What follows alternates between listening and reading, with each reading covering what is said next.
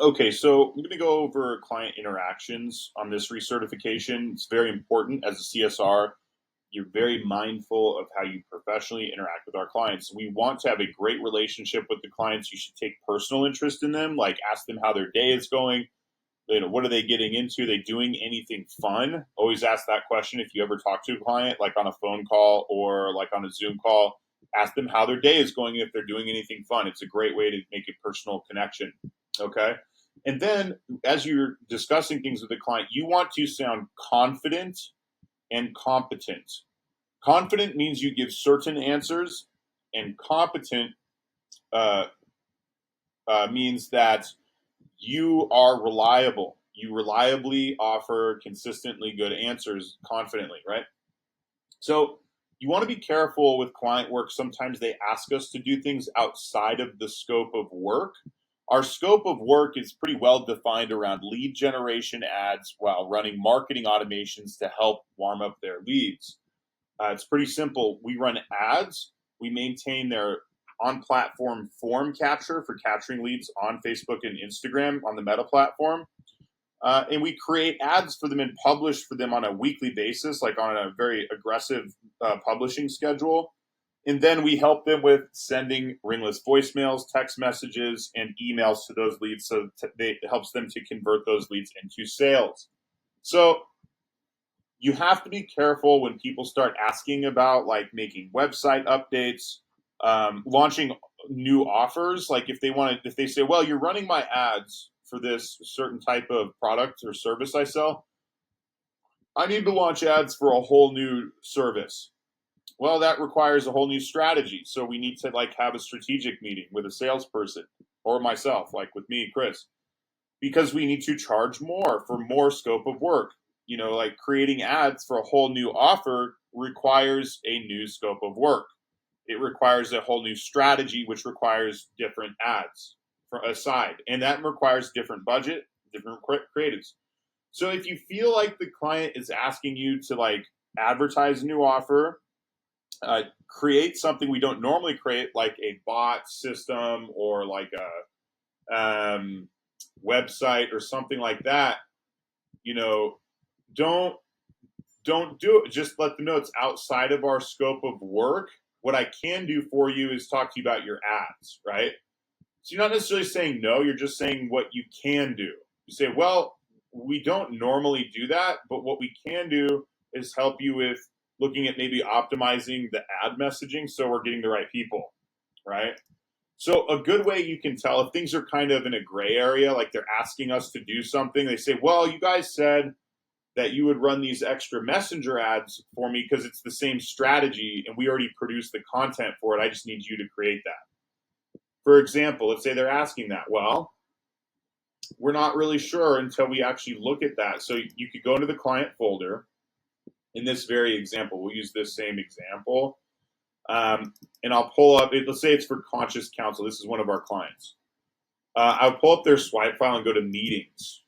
Okay, they have a meeting recording folder where we keep everything in their swipe folder. And we go to the oldest meeting usually for the discovery call here where we quote the scope of work usually. And I can actually open this. Okay, I'm going to copy it, do a Control-A command, just copy it. Rather than watch the whole scope of work or whatever, I'm actually just going to talk to ChatGPT. I'm going to open up just a blank chat and I'll click the little microphone here. I am a client service representative for a marketing agency that runs Facebook ads for its clients. I'm going to give you a video transcript of the original discovery call for the client because I need to verify within the transcript if we promised the client that we would run their messenger ads to get new leads on their messenger direct messages that they are currently using, but with paid ads. Okay, so like I talk into it, I give it everything, and then I'll just hit return and I'll paste in that transcript and then run the chat.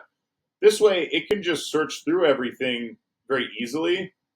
And it actually gives us a timestamp too to identify the scope of work. One way is actually run DM ads,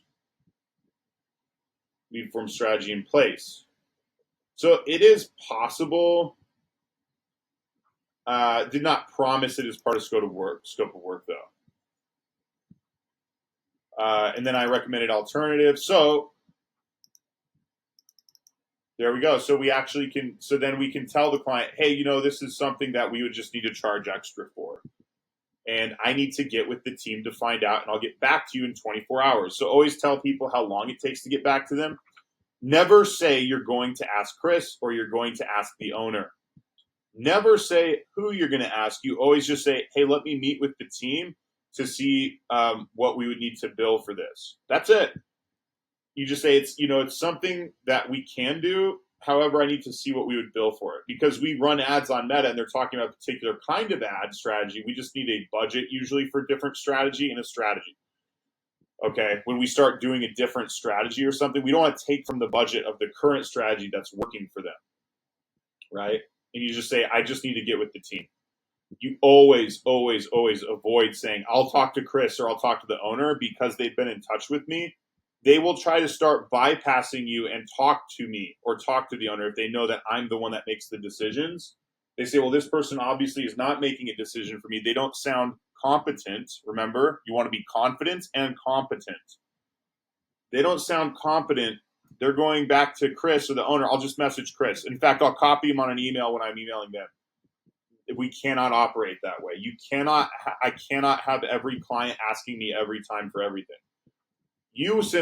I just want to deal with you. I want to deal with the CSR. I'm going to deal with you because that will help you learn on an ongoing basis. It's just me and you talking.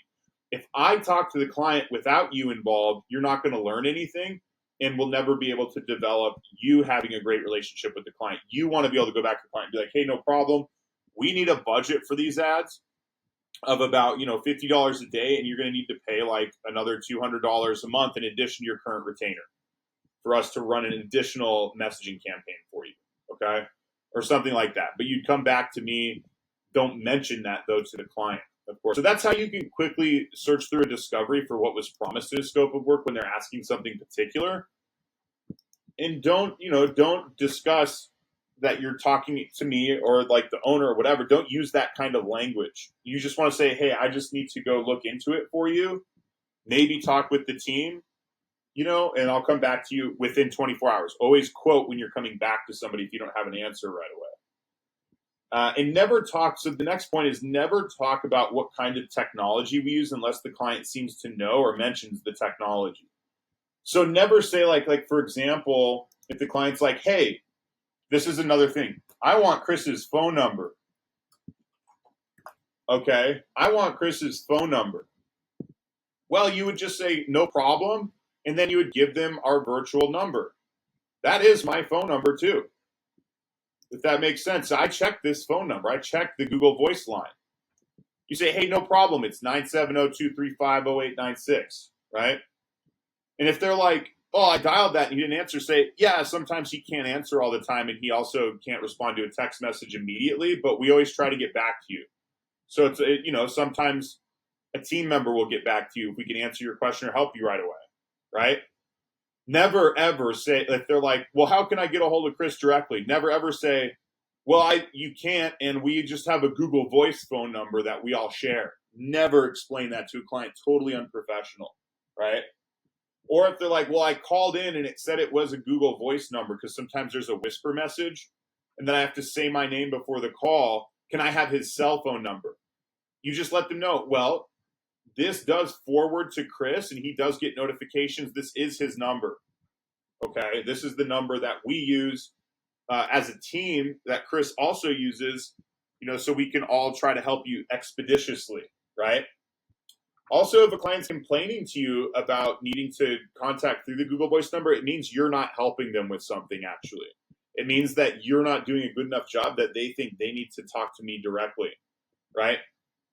Another thing is like Go High Level. We do a lot of services through this software called Go High Level. And what I say to clients is we simply have a CRM system, an enterprise, call it an enterprise CRM system, custom built for our agency, where we can send out your SMS text messages, your voicemails, and ringless voicemails. We build it all for you, custom. We actually customize all of it for you. and then we give you access to it, no problem, right? If they're like, is it go high level, then it doesn't really matter. You can just say, yeah, it is, because they already mentioned it, right? That's the policy if they mention it. If they're like, well, what system is it? Just say, it's a custom enterprise software, and I would have to look into it. Just tell them you have to look into it. Don't tell them that it's go high level, okay? And you're not lying to them. You're just saying you have to look into it, okay? Because then the answer is like you're not going to tell them, basically, all right? You just say, but it is a custom enterprise software, that we use to help you, basically. And it's actually a courtesy. We don't charge them extra for it.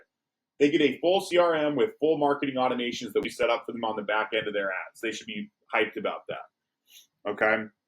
So, if they're like, well, what do you use? To say, well, there's a lot of different ones out there. We just have a custom one that's meant for agency use. It's a special enterprise one.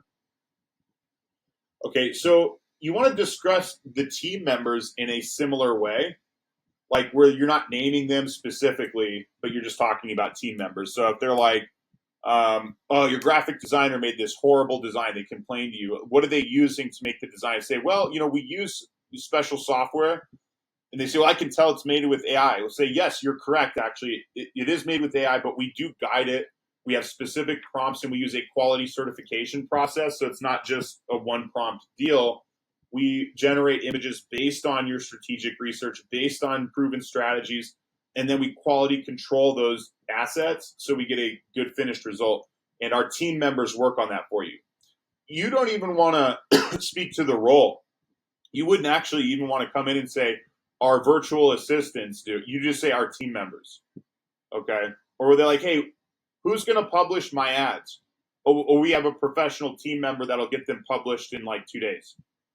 They say, well, is Chris publishing my ads? Well, yes, Chris actually publishes your ads with the help of our team members, okay? It's good to say yes to clients. You don't want to say, no, Chris doesn't publish them. That will get us fired. You say, yes, Chris publishes them with the help of our team members, because in a way I am publishing them because I train and run all the media buyers, okay, and I oversee them. And I do publish client ads sometimes. But matter of fact is that we run regular professional audits on our client accounts as a team. We monitor as a team because we can do a lot more than just one guy on an ad account and produce way better results than if it was just me. So you say, yeah, definitely, Chris runs your ads, and then like he's supported by team members like me, is what you say. Okay, Chris definitely does it, and then he gets support from team members like me.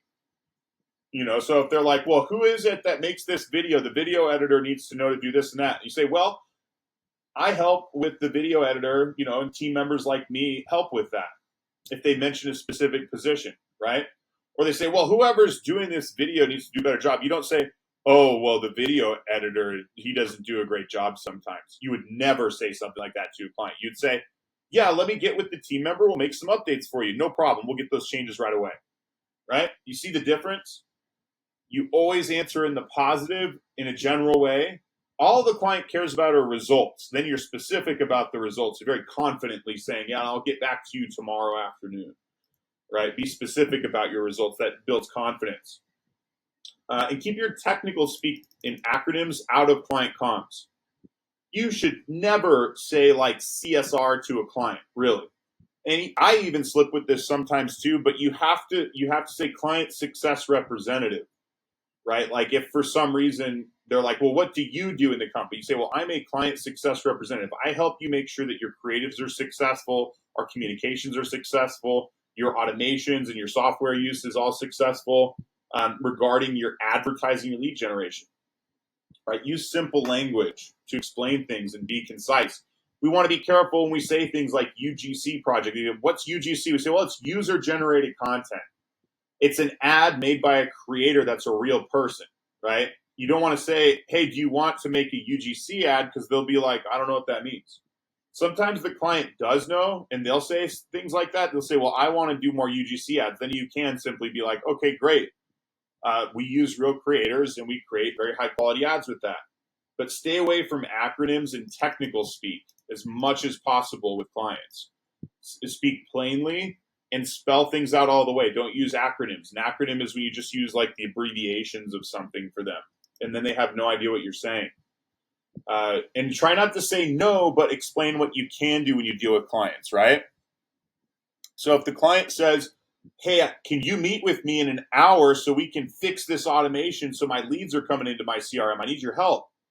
You don't want to email them back and say, no, I can only meet with you at this link, and you give them your booking link. You would say, you would check your booking link, and you give them a specific answer for confidence, and you would say, hey, what I can do is meet with you tomorrow at 3:00. Grab a time using my link here. I checked it, and I've got a time open there for you. So you didn't say no, you just said what you can do for them. Okay?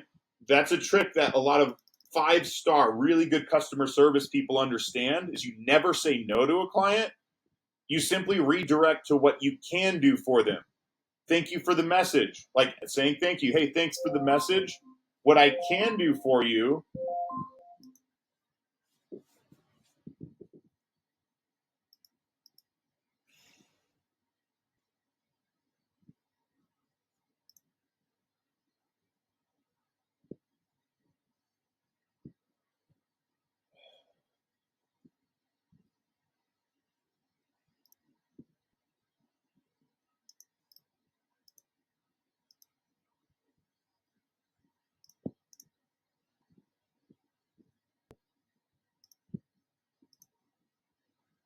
is that I can go ahead and meet with you tomorrow at 3.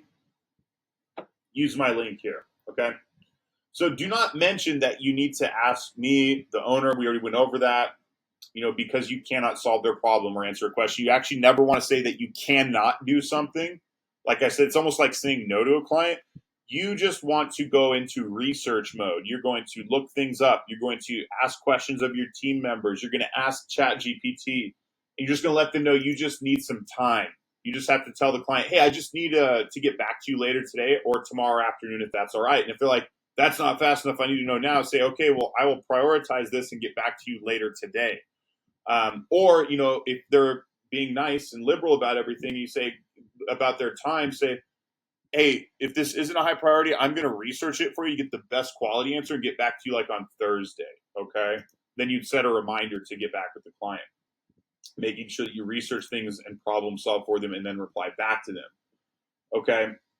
So there's also 4 key questions to ask in the last part of client interactions when talking about lead quality. You want to ask the client about their lead quality on a weekly basis. And you'll see we have this in our workflows, actually. You're going to ask them, how are your leads doing? Are you getting sales? Are the people you're talking to, you having meaningful conversations with them? If you're like, hey, how are the leads going? And the client says, bad, we're not doing well. The client is going to go into a mode where they're going to start trying to tell us what to do because we're spending their money on ads and we're not getting results, or we're getting them results that they don't like. So you have to kind of lead the way, or else they're going to start trying to micromanage us, which will not turn out in success because they don't know how to run ads. So you need to ask them 4 questions. First question, oh man, I'm sorry to hear that the leads aren't going very well. Have you been calling the leads? And if they're like, yes, then you want to ask, okay, how often do you call them? Then you want to ask them, do you leave a voicemail when you call them? Okay, and the last question, have you called them and talked to somebody, or do you call them until they say no when you do talk to somebody? Because a lot of times people don't understand that they're getting leads and they have to call them every day until they say no. So they might have gotten 10 leads over a period of a week, and they say, we called all 10 leads. Okay, did you call them at least twice? Did they say no to you? Are the people you're calling saying no? And then those 4 questions should lead to other questions. Those are the foundational questions you need to answer. Then you might ask questions about the answers to the questions and say, and if they say yes, they are answering, you say, oh, well, what do they like? You say, well, we're getting a lot of men calling in, but we only service women.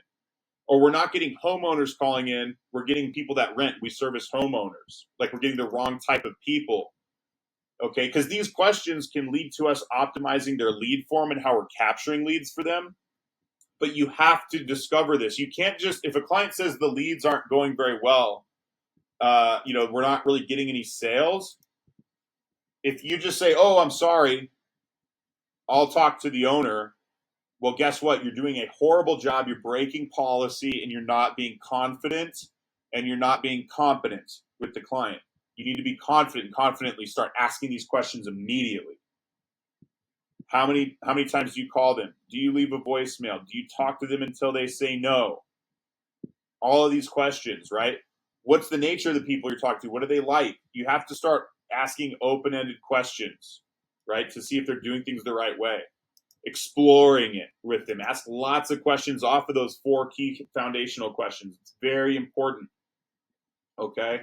Because if you just leave them high and dry, they're not going to think you're competent. They're not going to want to talk to you anymore, and I'm going to have to replace you with a different CSR while I'm doing the job myself. It's a great recipe for me firing you, okay? Because then you're just gonna be like, well, I got to talk to Chris and see what we can do. I'm sorry, the leads aren't doing well. If that's the end of the conversation, you didn't explore more with them on how to problem solve. Very bad. You want to problem solve, and remember, if you're confident, you're competent, you're positively thinking, you're saying yes to clients and what we can do for them without saying yes to things we can't do, obviously. Then great. Then you're an asset to the team, and we have a long and beautiful relationship together. However, if you interact with clients in a negative way where they're going to start contacting me to get help or other higher level team members than you, it's quickly going to lead to you not working with us anymore. Okay? These client interactions are super important, and the way you interact with clients is mostly why we have you on the team as a CSR and why we pay you what we do. So be sure to follow these guidelines. All right, thanks.